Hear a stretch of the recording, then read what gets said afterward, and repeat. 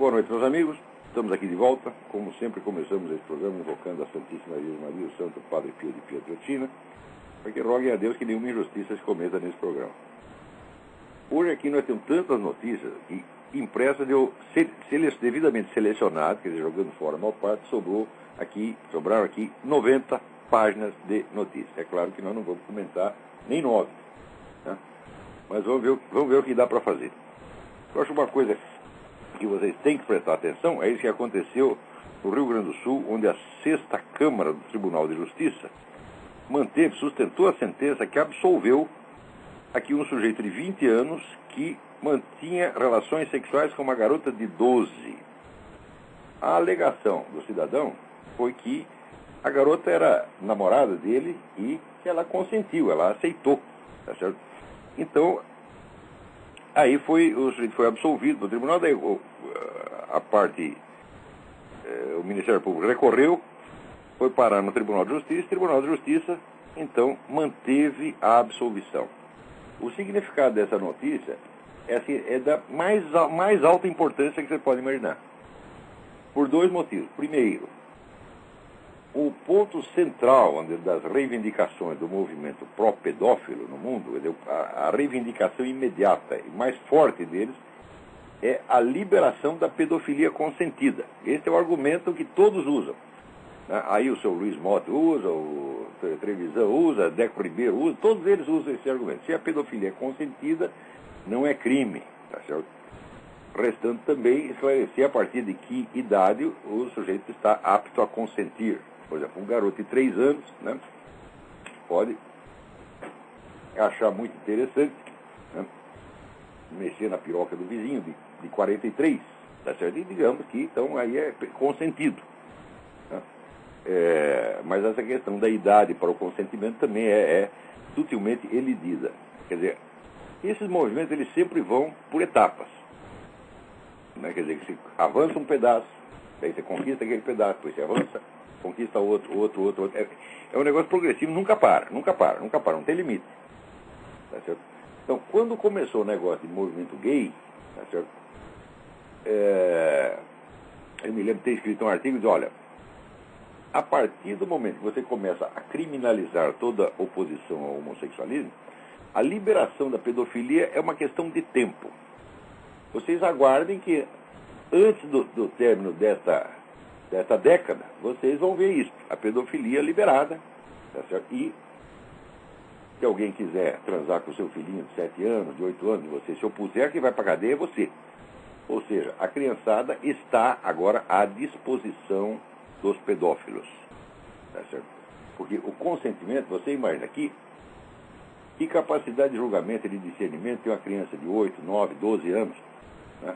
Para saber se isso aí é bom para ela, se não é, se isso vai afetar o destino dela, se não vai. Claro que não tem nenhum discernimento para isso, então justamente para isso as famílias devem proteger. Mas agora a família não pode proteger mais, porque tudo depende da opinião da criança, tá certo?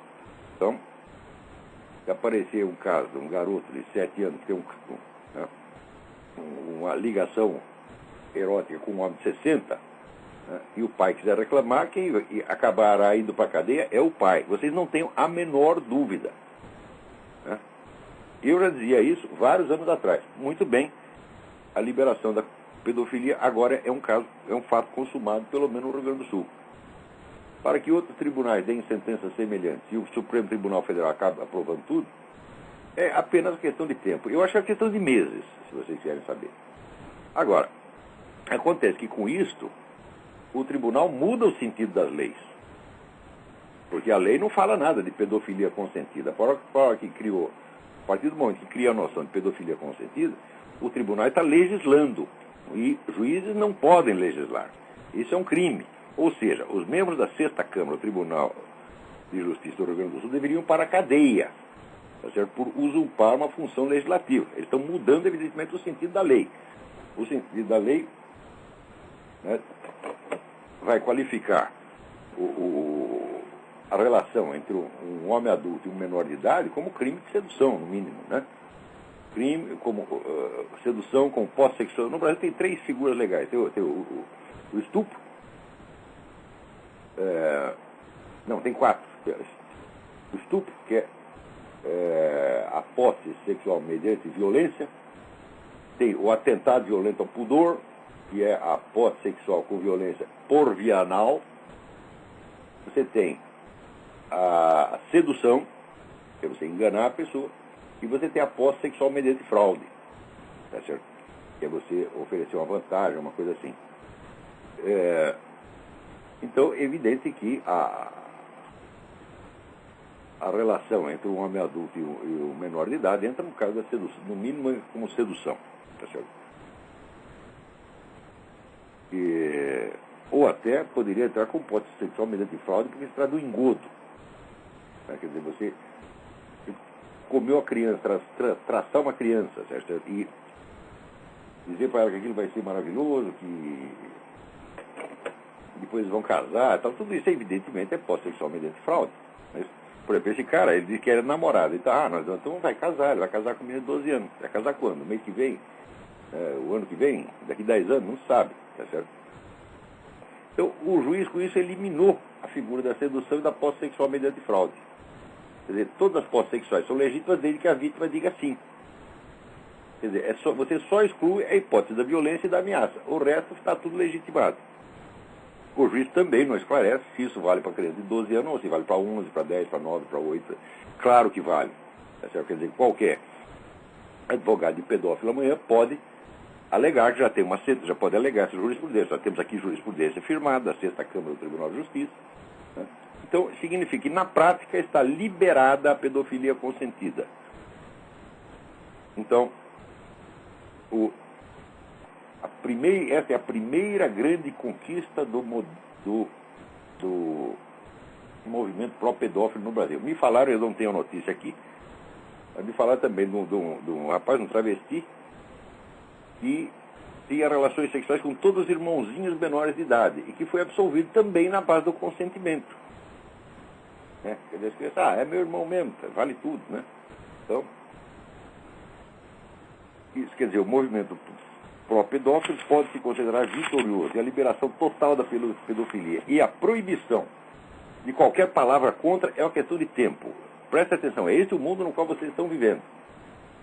Tá certo? Daqui a pouco tempo, qualquer pedófilo, tarado, louco, será considerado um cidadão de respeito e a sua prática da pedofilia será um direito garantido pela lei. E se você falar contra, você vai correr perigo. Isso não é exagero, não é piada. Essas coisas, às vezes, quando começa a falar, parece engraçado, parece piada pelo próprio absurdo. Tá certo? Quer dizer, a ideia de que a pedofilia seja um direito é em si mesmo um absurdo tão grande que a ideia em si tem um efeito cômico. Certo? Mas não há comédia, não há piada, quando os personagens da piada são seres humanos reais. São pessoas que elas estão sofrendo esse destino. Agora, você imagina, é claro que o destino de uma criança de 8, 9, 10, 12 anos que tem relação sexual com adulto, o destino está selado, que ele vai mudar a vida dela de maneira definitiva e irreversível. Talvez mais tarde ela se revolte contra isso, mas quando ela perceber que foi ludibriada, perceber que foi iludida, ela vai ficar revoltada, mas não vai poder fazer nada. E se ela reclamar, talvez vá ela mesmo para a cadeia. Então, preste atenção, gente. Isso aí é mais uma previsão minha que quando eu escrevo as pessoas dizem, não, você está exagerando, você é paranoico, você é teórico da conspiração, etc, etc. Eu escrevi isso aí, eu creio que uns 3 anos atrás. A liberação da pedofilia é questão de tempo. Vocês se acostumem, porque esta geração ainda vai ter que viver debaixo disso. Agora, você vai chamar esses camaradas de juízes, de magistrado? Magistrado do caralho. O sujeito que fez isso, ele é um criminoso tão grande. No meu entender, o juiz que aprovou uma coisa dessa é um criminoso tão grande quanto o próprio sujeito que está lá comendo. Primeiro, ele diz que é namorado de 12. Eu digo, olha, peraí, o sujeito terá atração por uma menina de 12 anos, você já não está bom da cabeça, evidentemente. Quer dizer, o instinto natural do adulto deve ser o de proteger a criança, de mantê-la intocada. Tá certo? Que não pode ser um instinto de posse sexual. Você não pode ter um instinto de posse sexual em cima da criança. Quer dizer, todo adulto é virtualmente um protetor da criança. Isso é um sentimento normal. Assim como é normal você ter atração por pessoas adultas, tá certo? É normal você ter com a criança um instinto de proteção. Agora, se esse instinto de proteção se torna atração sexual, então, evidentemente, há nitidamente uma perversão. Não tem como escapar disso aí. Tá certo? E, no entanto, certas sociedades podem se tornar tão cínicas e a pedofilia se torne uma questão de consentimento. É isso. Agora, e o consentimento do pai e da mãe? A noção de minoridade acaba de ser estourada por essa merda desse Tribunal de Justiça do Rio Grande do Sul. Olha aqui, juízes do Tribunal de Justiça do Rio Grande do Sul. Se eu encontrar um de você na rua, eu cuspo na sua cara. Posso ir pra cadeia, mas vou com essa satisfação de ter cuspido na sua cara. Quer dizer, o que significa a noção de minoridade? Já acabou, não há mais minoridade. Isso quer dizer, o pai e a mãe não são consultados. O sujeito tira a garota de casa, vai lá, leva para o motel, traça e a única opinião que interessa no caso é a da própria criança, que não tem a menor condição de julgar o negócio. E o pai e a mãe têm que assistir tudo quieto e baixar a cabeça. Então, quer dizer, a autoridade moral do crime, a autoridade moral da demência, a autoridade moral da violência, a autoridade moral do desrespeito está estabelecida por essa merda desse Tribunal de Justiça do Rio Grande do Sul. Olha aqui, ó, juízes do tribunal, eu quero que isso chegue aos seus ouvidos, eu não estou falando pelas coisas, eu quero que chegue, por favor, mandem para eles. Vocês não têm autoridade moral para vocês legislar sobre uma multa de trânsito. Vocês não são legisladores, vocês não podem mudar dessa maneira o sentido da lei. Vocês são usurpadores, são criminosos. É o que vocês estão fazendo. Vocês não apenas mudaram o sentido da lei com relação à própria questão do estupro, da sedução, da posse sexual mediante fraude, mas vocês aboliram a própria noção de menoridade. Preste bem atenção à profundidade da revolução jurídica que vocês fizeram. Vocês acabam de derrubar todo o direito brasileiro com essa coisa. O lugar de vocês é na cadeia, seus vagabundos. Ninguém vai botar vocês na cadeia porque vocês têm o poder, o pessoal que tem dinheiro apoia vocês, e você sabe que as classes ricas estão cheias de pedófilos que dão dinheiro e sustentam esse movimento. Toda essa gente vai aplaudir.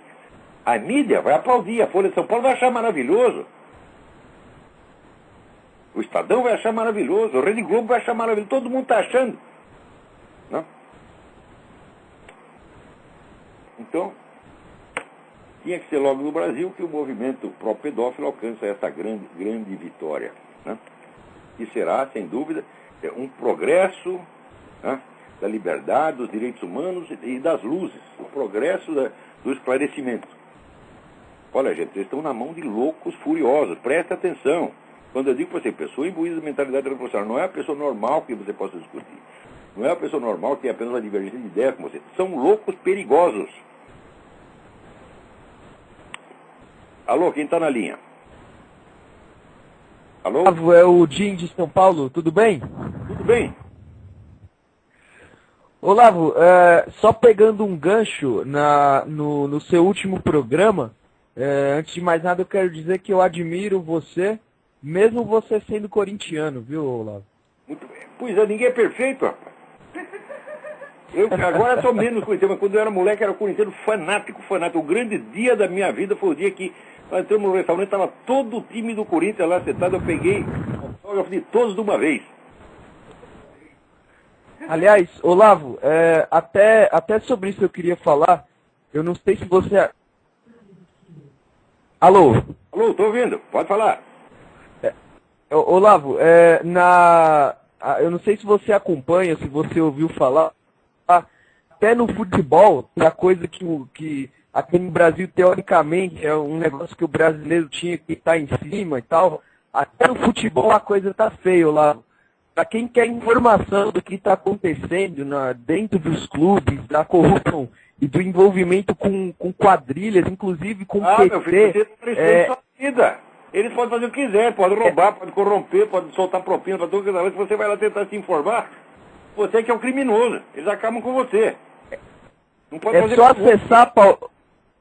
É só acessar, Olavo, o blog do Paulinho, que é blogdopaulinho.wordpress.com.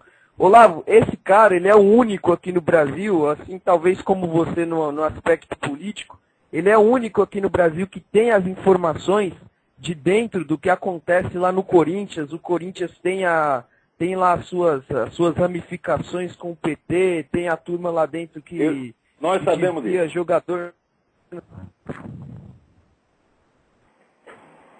Pode deixar, vamos verificar, vamos dar uma olhada lá. Depois, semana que vem, eu comento. Tá feio, viu, Olavo? Um abraço aí pra você. Vai, Palmeiras.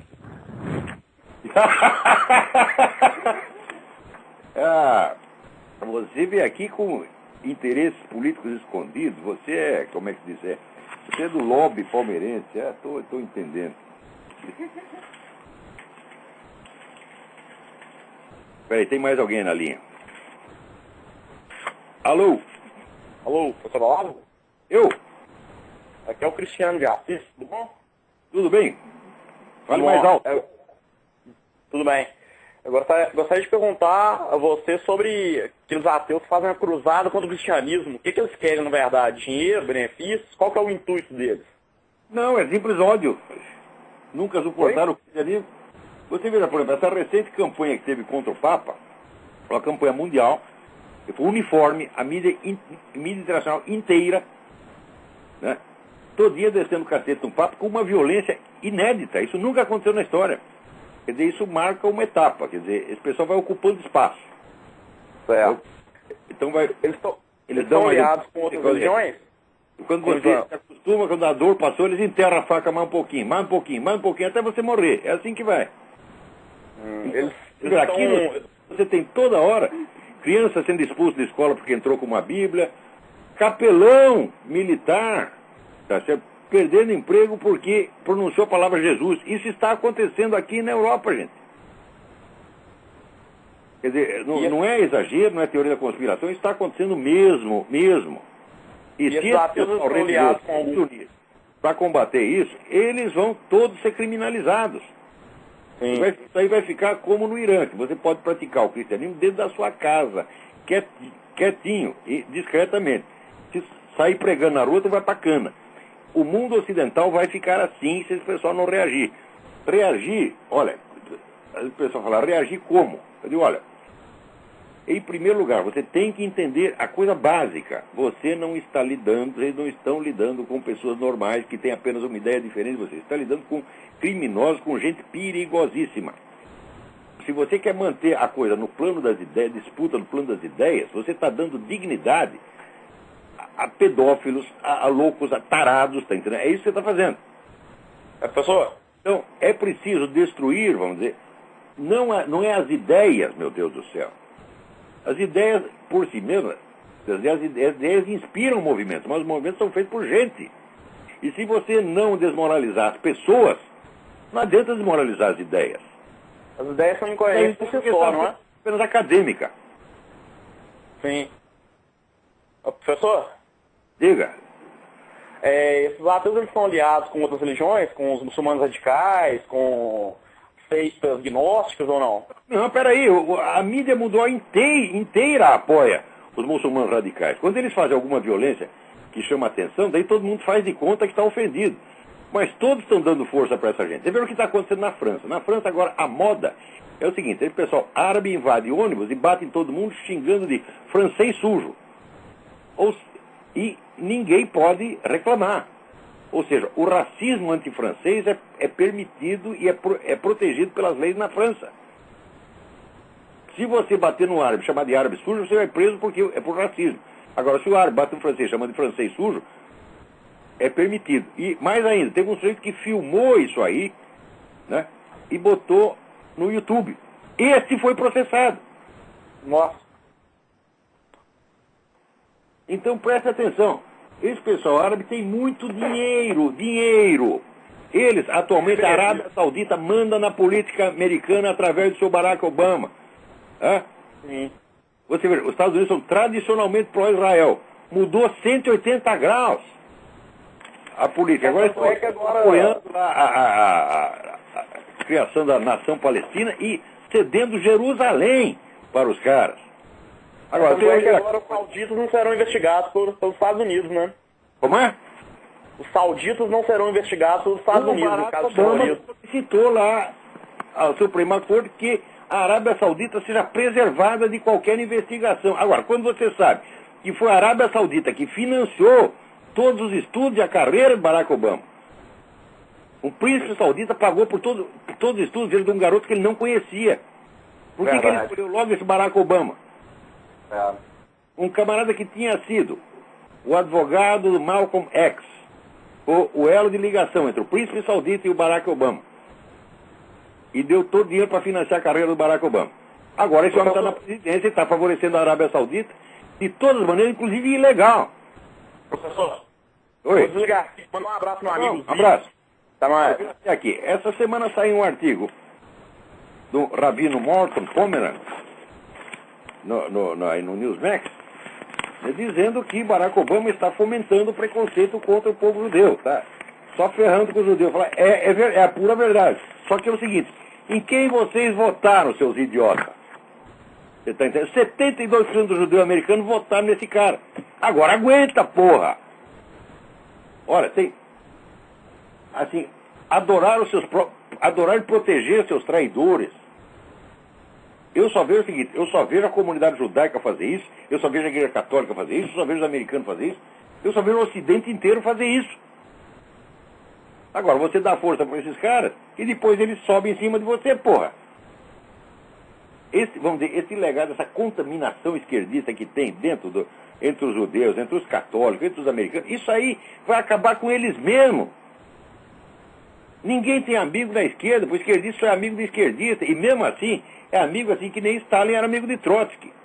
Porque se você fizer a conta, vamos fazer a conta de todos os comunistas mortos do universo, você vai ver que 90% deles foram mortos por outros comunistas. Ninguém matou tanto comunista quanto Stalin e Mao Tse-tung. Então essa é também a amizade esquerdista.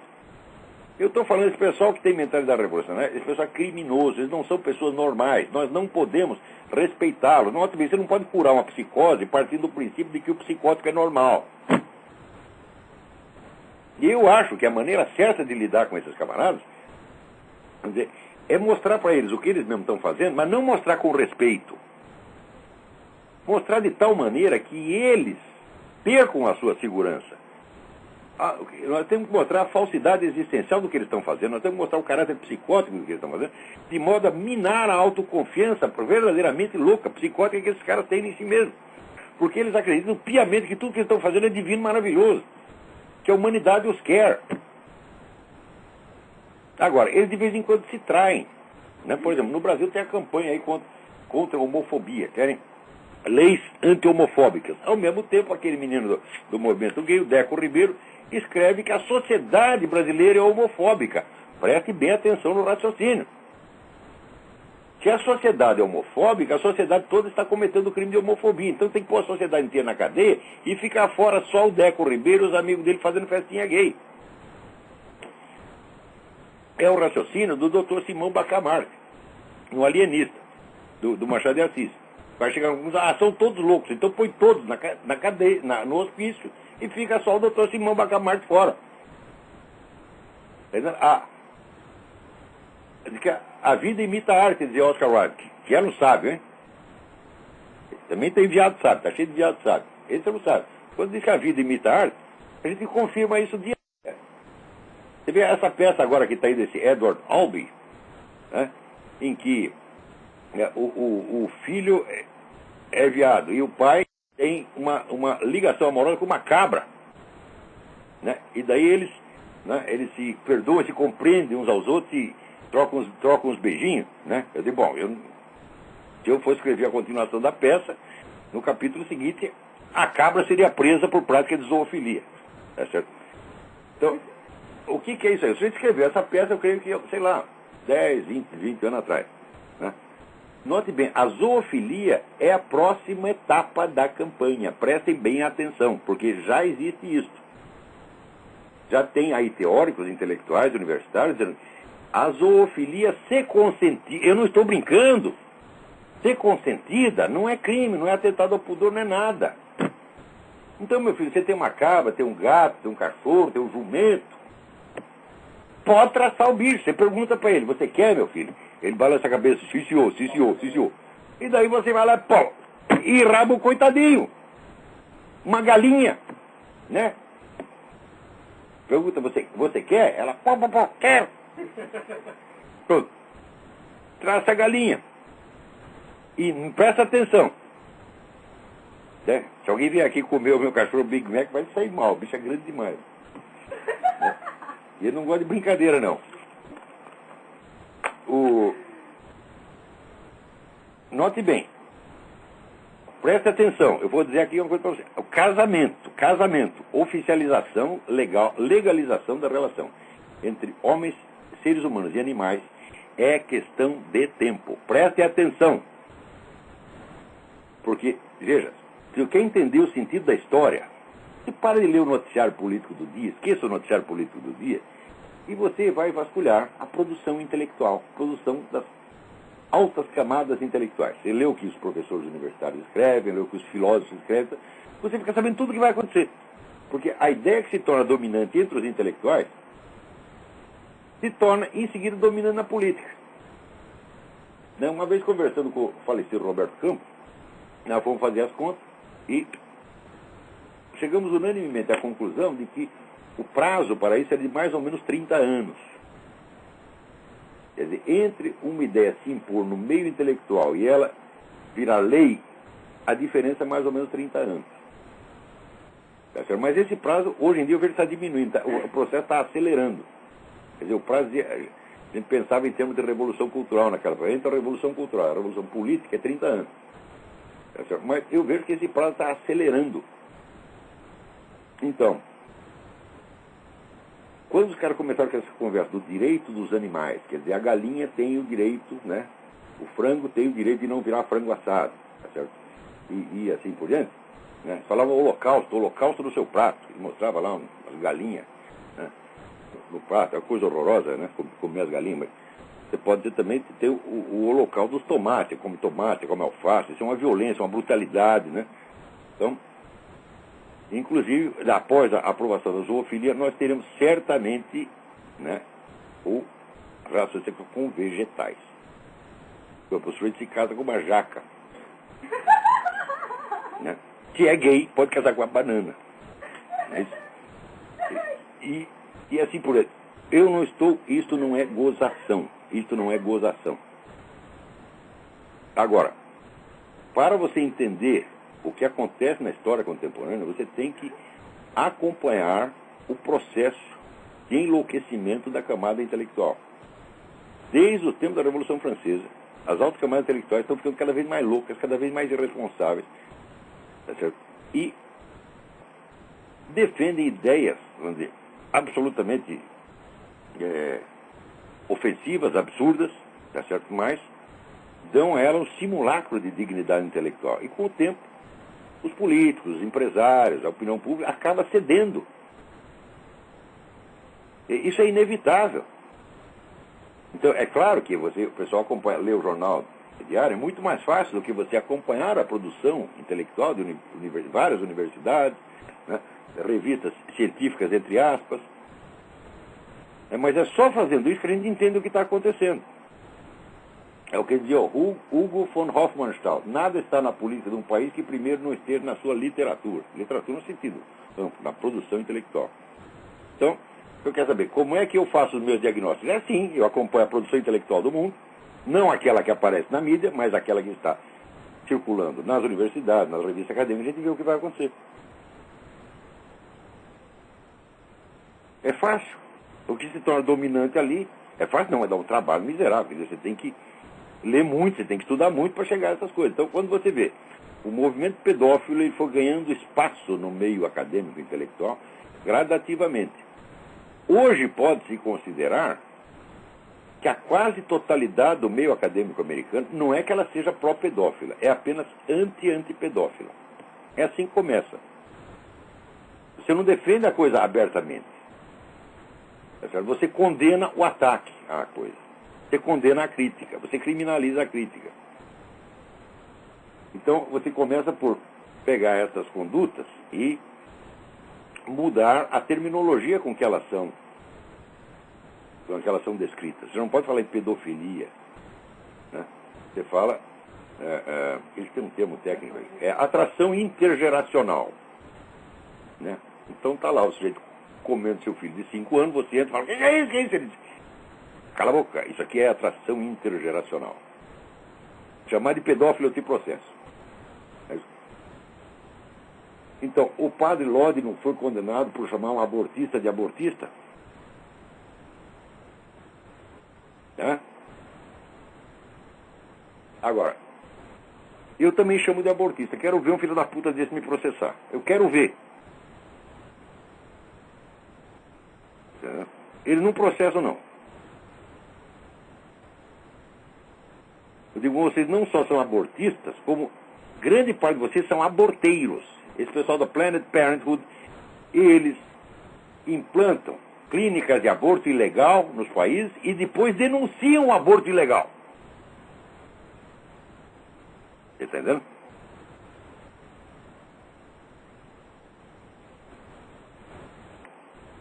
Falou? Quem está na linha aí?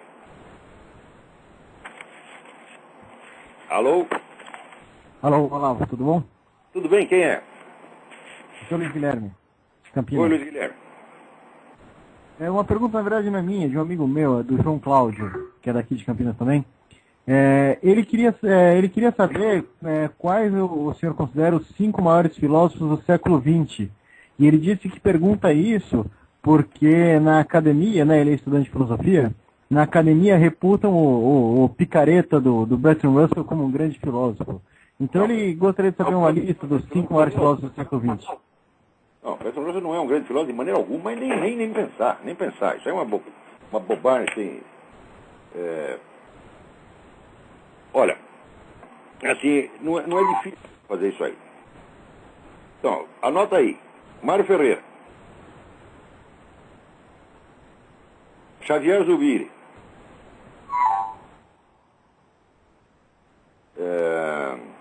O Eric Fögelin. Louis Lavelle. L-A-V-E-L-L-E. E provavelmente o Bernard Lonergan. Pronto, está aí feita a lista. Muito obrigado, Olavo. Um brasileiro, um espanhol basco, não espanhol, basco, um alemão, um francês e um canadense. Pronto, está aí feita a lista. Isso, evidentemente, o julgamento é subjetivo, mas acontece o seguinte, eu estudei a obra desses caras. Da Academia Brasileira ninguém estudou. Eu não conheço um sujeito qualificado na Academia Brasileira para ler as obras do Mário Ferreira e do Xavier Zubiri. Os outros eles conseguem ler porque são... Veja, às vezes o sujeito tem o talento filosófico, mas ele não tem aquele talento pedagógico de explicar tudo clarinho, certinho, né? Então, por exemplo, o Louis Lavelle é de uma clareza maravilhosa. É talvez o maior filósofo do século, tá certo? E é de uma clareza maravilhosa. Mas se você vai ler o Xavier Zubiri, você pula que nem um cabrito para você atravessar aquele matagal da terminologia escolástica. A mesma coisa o Mário Ferreira, eles usam toda, embora não seja nenhum escolástico, nenhum nem outro, eles usam toda a terminologia escolástica, fica difícil de ler. O Bernard Lonergan é muito fácil. O Bernard Lonergan é um grande professor. Ele capricha tanto na exposição. Se você pegar o livro Insight, ele vai assim, que é um livro de 1000 páginas, né? E é um livro para explicar o que é inteligência. Como é que você... Por que você entende o que você entende? Tá certo? Ele vai assim, tão de pouquinho, ele começa, por exemplo, faz uma continha de matemática e mostra o que você fez para você entender a continha de matemática. Depois ele pega um trecho literário, mostra como é que você fez para entender aquilo e vai até o fim. Quer dizer, é de um didatismo, às vezes até pentelho. Ele vai até mais devagar do que precisa. Mas o Mário Ferreira, cuja obra foi composta inteira em 16 anos, são 52 volumes da Enciclopédia da Ciência Filosófica, produzido na base de 3, 4 por ano, então não teve tempo para fazer isso aí. Né? O Eric Fögelin, a dificuldade é que ele está lidando com um assunto tão novo, que você não tem nem as palavras para descrever aquilo. Então, o que ele faz? Ele inventa, ele atribui novos sentidos, etc. Então fica meio pesado para ler. É curioso que ele não é obscuro, né? Mas aquilo em inglês soa tão esquisito que os leitores americanos, que é do país onde ele viveu e lecionou, ele acabou se tornando americano, eles têm dificuldade. A gente que vem de uma língua latina entende o Wegelin melhor do que o americano. É incrível isso aí. Então está aí os 5. Agora, se você disser desses 5, qual que você se considera discípulo? Eu respondo sem a menor dúvida. Louis Lavelle é o único do qual eu posso me considerar um discípulo, porque é um sujeito que eu concordo com cada linha que esse sujeito escreveu. Eu não consigo dizer não para ele. Às vezes consigo, por exemplo, em escritos menores, um escrito de resenha literária que ele fez, tem lá um livro que ele gostou e eu não gostei. Falei, bom, aí divergimos disso. Mas filosoficamente, eu não sei dizer A contra nenhuma tese do Louis Lavelle. Já tentei, por tudo lá. Então eu falei, tá certo, guru, você tem razão. Então,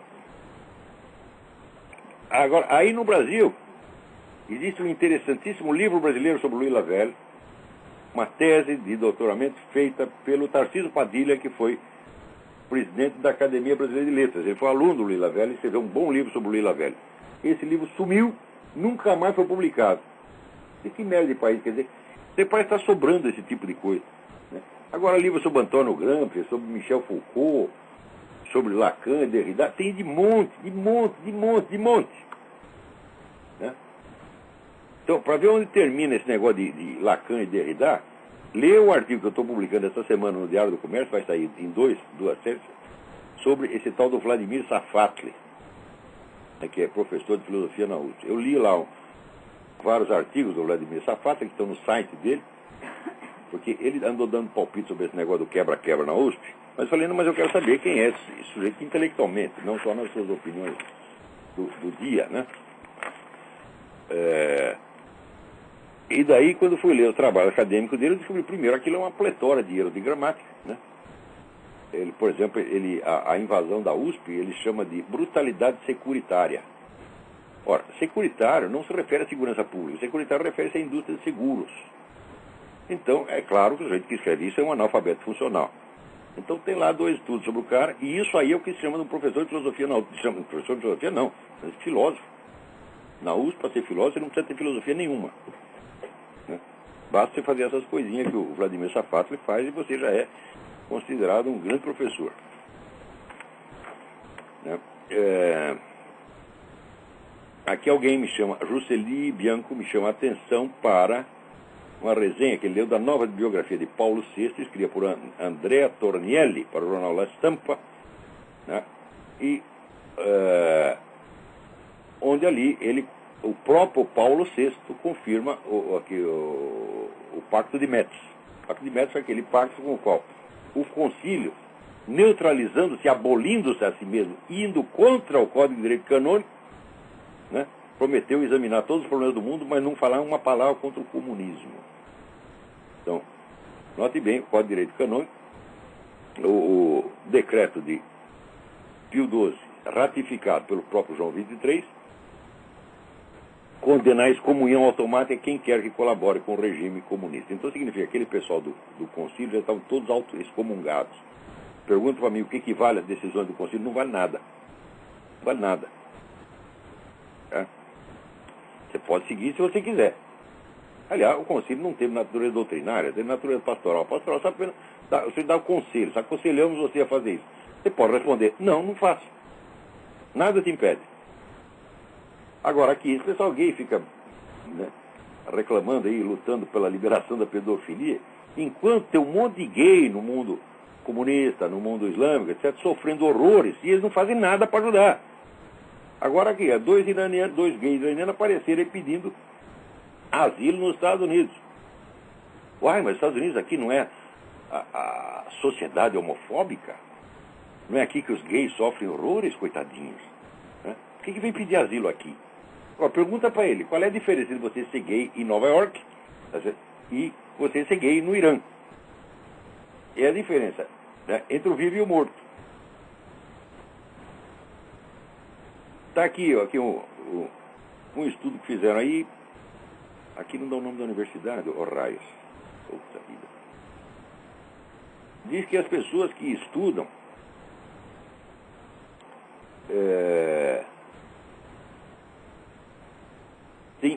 muito menos chance de desenvolver problemas mentais, sobretudo na velhice, do que os que não estudam. Eu estou dizendo isso. Você estuda, você lê livros. Porque, vamos dizer, de burro para louco, o passo é curto, viu? Porque o sujeito burro, veja, essa palavra idiota vem do grego idios, que é o mesmo. Quer dizer que o sujeito vive na mesmice, só naquele pequeno círculo de probleminhas cotidianos dele, os assuntinhos cotidianos dele, ele acaba emburrecendo. Só que emburrece, ele sai da realidade. Sai da realidade, começa que ele está em maluquice, daqui a pouco já está maluco mesmo.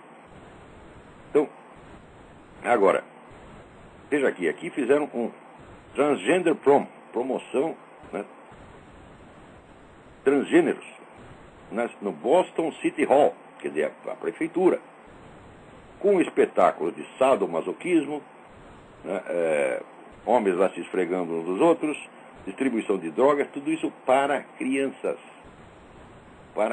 promovido pela prefeitura de Boston. Então você veja, é realmente a campanha pela liberação da pedofilia, sustentada pela prefeitura de Boston. Quer dizer, começa com o negócio de, olha, é sempre assim, vai por etapas. Primeiro você começa a dizer, nós gays somos discriminados, nós queremos apenas o nosso direito. Olha, daqui a pouco eles querem o direito de pôr você na cadeia.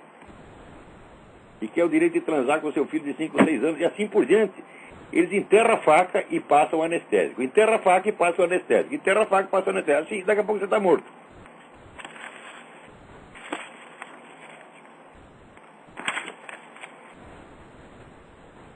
Olha, a Universidade de Harvard agora criou a Cátedra de Estudos Gays. Olha, mas é um negócio incrível, hein? Está aqui, alguém me manda um artigo do Jânio de Freitas endossando o outro artigo do Bresser Pereira que eu estou comentando no artigo essa semana. O artigo do Bresser Pereira é de uma estupidez fora do comum. Está lá demonstrado no meu artigo. Agora, o Jânio de Freitas, ele gosta de tudo que não presta. Essa semana ele já elogiou o Bresser Pereira e o Vladimir Safato.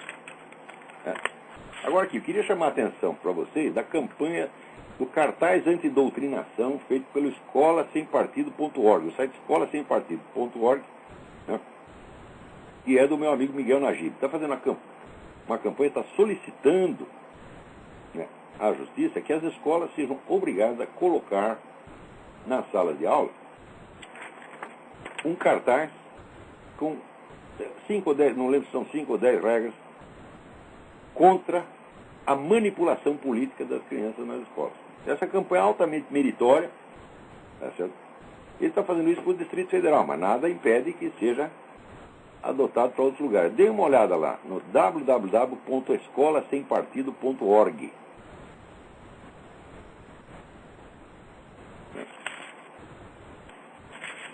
Também outra coisa, né? Teve um sujeito aí que deu uns tiros e matou um guarda do Museu do Holocausto, né, em Washington. Então, imediatamente, todo mundo já espalhou. É o terrorismo da direita, é os conservadores que ficam metendo ideias assassinas na cabeça do cara. Quando foram ver, o sujeito é um darwinista, odeia cristão, tá certo? Então, em suma, ele usa argumentos darwinianos para sustentar o antissemitismo. Né? E ele diz, o cristianismo e o holocausto são fraudes. Você vai dizer que esse sujeito é conservador da direita? Ora, porra. Agora, aqui está virando moda, veja, a Folha de São Paulo, esta semana, falta um artigo, o ultraconservador presidente do Irã, Ahmadinejad. Mas o quê? O Ahmadinejad é apoiado por toda a esquerda mundial? É apoiado pela Rússia, é apoiado pela China, é apoiado por todos os movimentos de esquerda. Tá certo?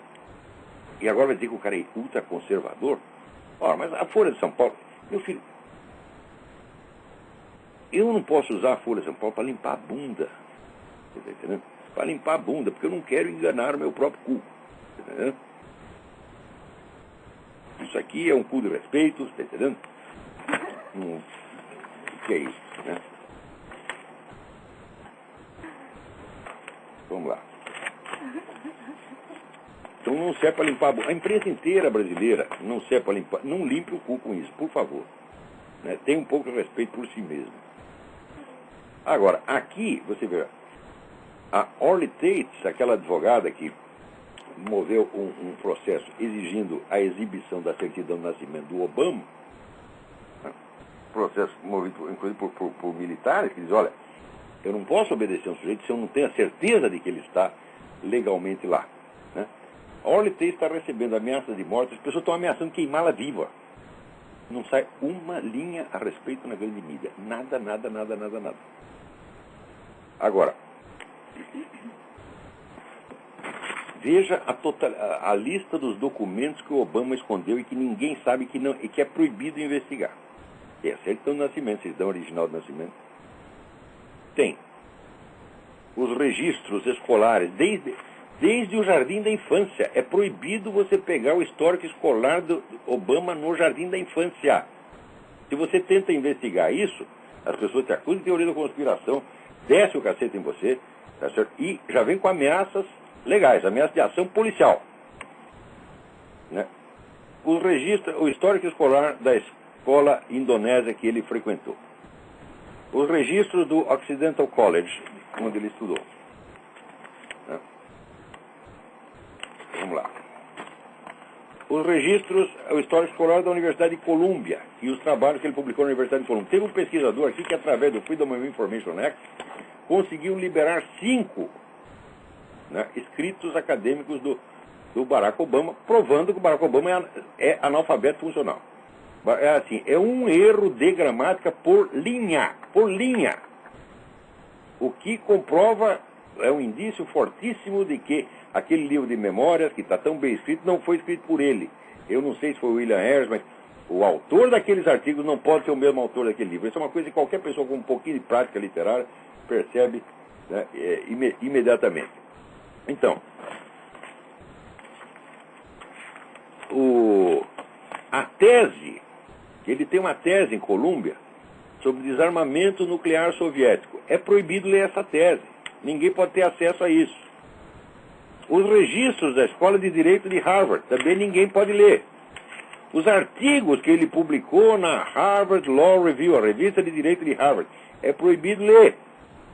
Os artigos acadêmicos que ele publicou na Universidade de Chicago, é proibido ler.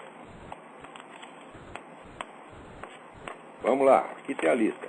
Né? O passaporte dele, porque o Obama viajou para o Paquistão numa época em que a entrada de americanos no Paquistão era proibida. Isso quer dizer, ele não entrou lá com passaporte americano. Com que passaporte ele entrou? Como é que ele conseguiu isso? Cadê esse passaporte? É proibido investigar isso. Os registros médicos também ninguém pode ter acesso. Note bem, a agenda do tempo em que ele foi senador por Illinois.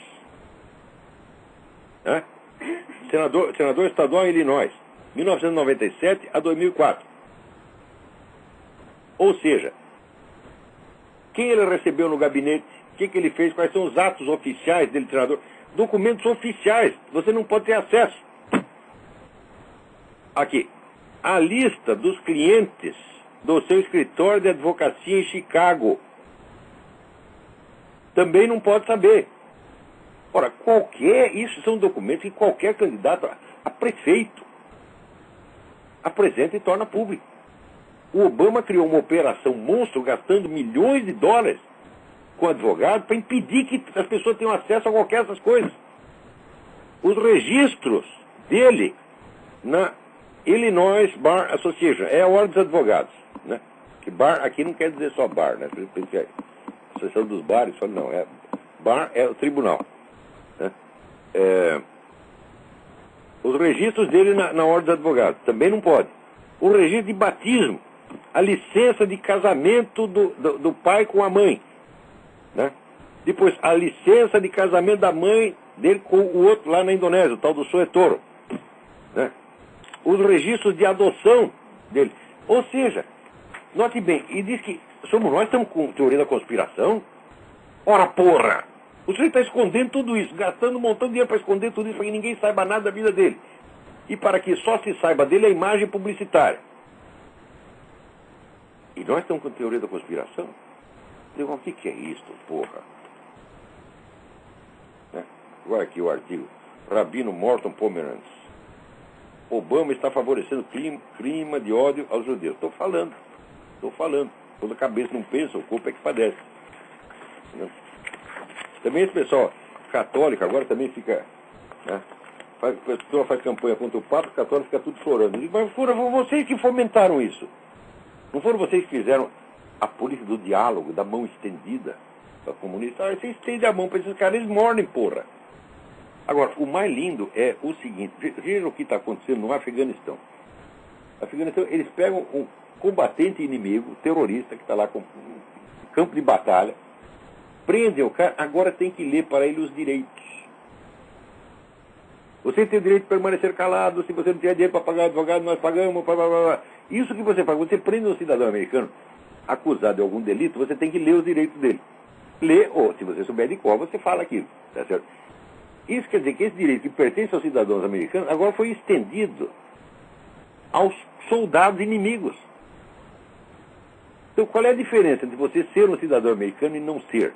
Se qualquer sujeito, qualquer inimigo que está matando americano no mundo, tem os direitos do cidadão americano, assegurado pelo tribunal americano, acabou. Não tem mais.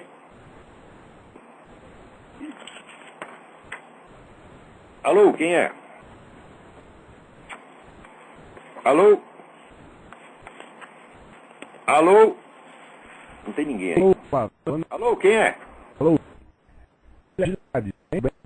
Não, essa ligação tá ruim. Desliga e liga de novo, que tá muito ruim. Agora, aqui, veja que coisa. O Obama, né, teve uma conversa com o ministro das Relações Exteriores da Rússia e disse para ele que ele vai estatizar o Federal Reserve. O Federal Reserve é um negócio que é assim, é uma reserva federal, mas ele não tem nenhuma reserva e também não é federal. Tá certo?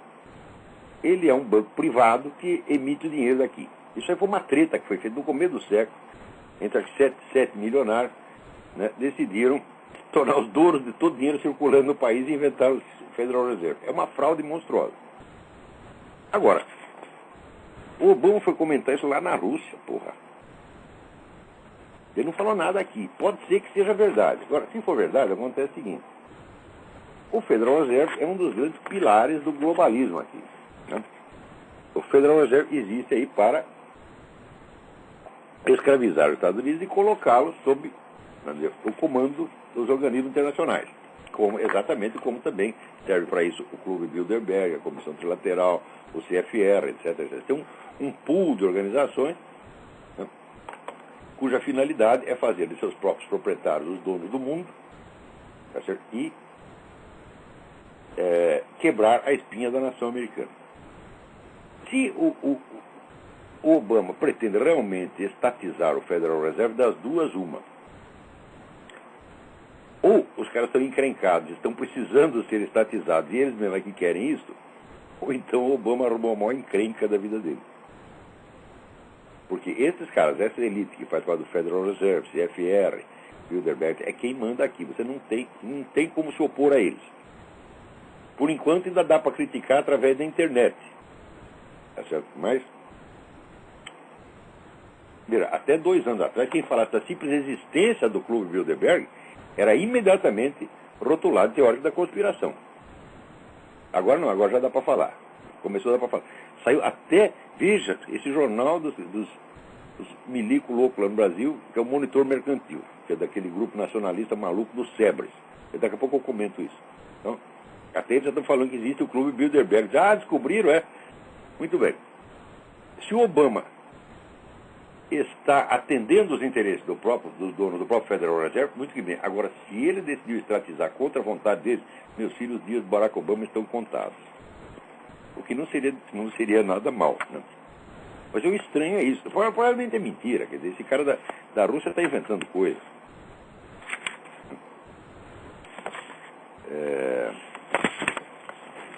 Alô, quem é? Alô? Alô, quem é? Essa ligação está muito ruim.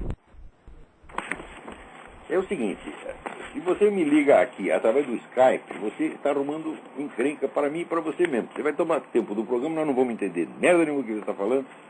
Tá certo? Não liga através de Skype, não, pô. Liga de telefone, pô. Agora, aqui também é uma coisa que aconteceu essa semana, que é um exemplo para toda a humanidade. É edificante para toda a juventude. Olha aqui. O David Letterman, naquela porcaria do show dele, andou fazendo aquelas piadinhas sinistras, né, sobre a filha da Sarah Palin. Quer dizer, metendo em assunto de família, né? Falou aquilo. A Sarah Palin foi para a televisão e disse, isso é um velho pervertido. O que o David Letterman fez? No dia seguinte pediu desculpa. É assim que se faz, porra.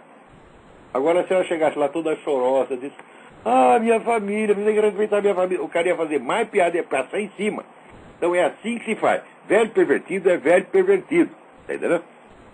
É assim que se faz. Então tem que ter uma pessoa que tem 2 culhões, que é a Sarah Palin, para chegar lá e falar isso.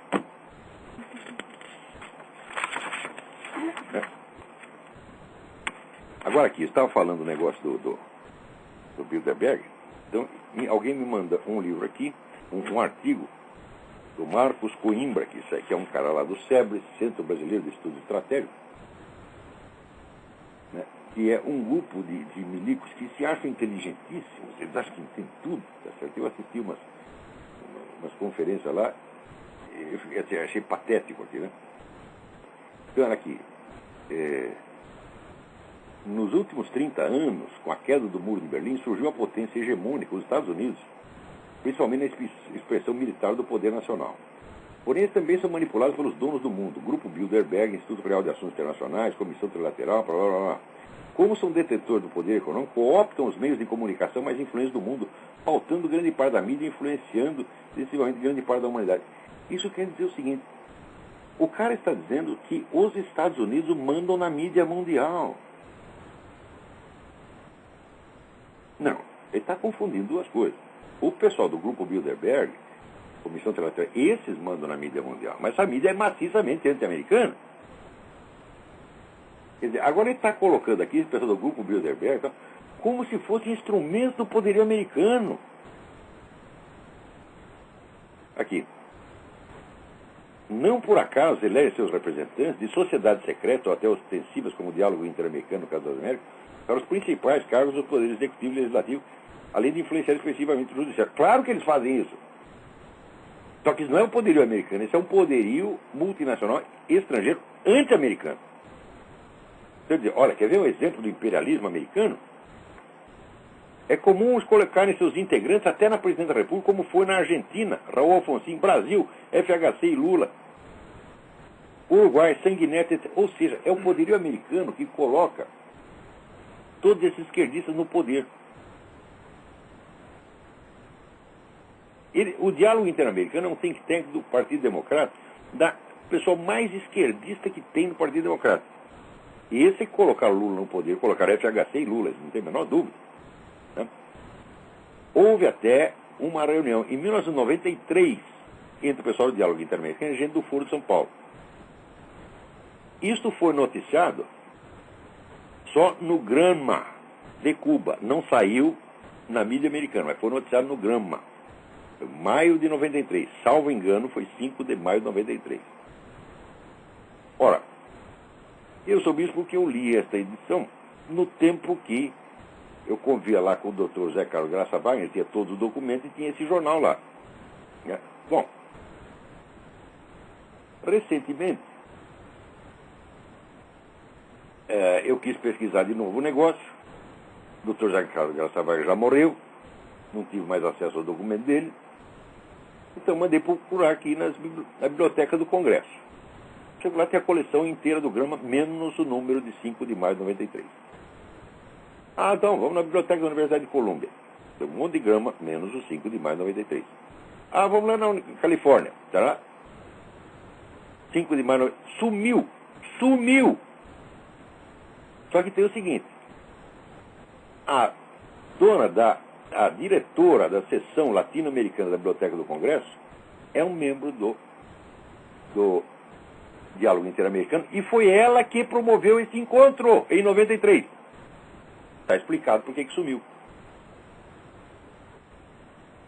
É claro, o diálogo interamericano está botando gente no poder, sim. O diálogo interamericano é amiguinho do Foro de São Paulo e ajuda o Foro de São Paulo. Agora, estão fazendo isso para estender o poderio americano.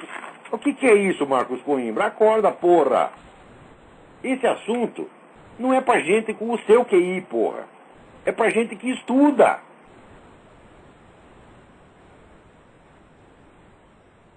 Saiu lá no Monitor Mercantil. Viu? O Monitor Mercantil é esse grupo de milico, né? Alguns amigos meus. Mas só que esses amigos meus não quer dizer que você é inteligente, é? E tinha lá, vamos dizer, o guru deles, era o General Meramato, que era amigão meu, eu adorava o General Meramato. Só que é o seguinte, nessa época, o General Meramato estava gagá, gente. E ninguém percebia. E ele fazia aqueles estudos de estratégia, aquela coisa, confundindo tudo, fazendo uma merda desgraçada.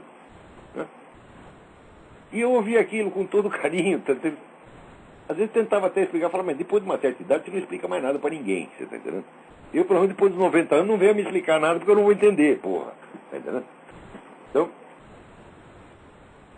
e o general também ele confundia esse poder globalista com a nação americana. Eu falei, mas isso é loucura, porque todos os patriotas nacionalistas americanos, todos os patriotas nacionalistas americanos odeiam essa coisa de CFR, Bilderberg. São eles os primeiros que falam contra isso, e quando começaram a falar foram acusados de teoria da conspiração.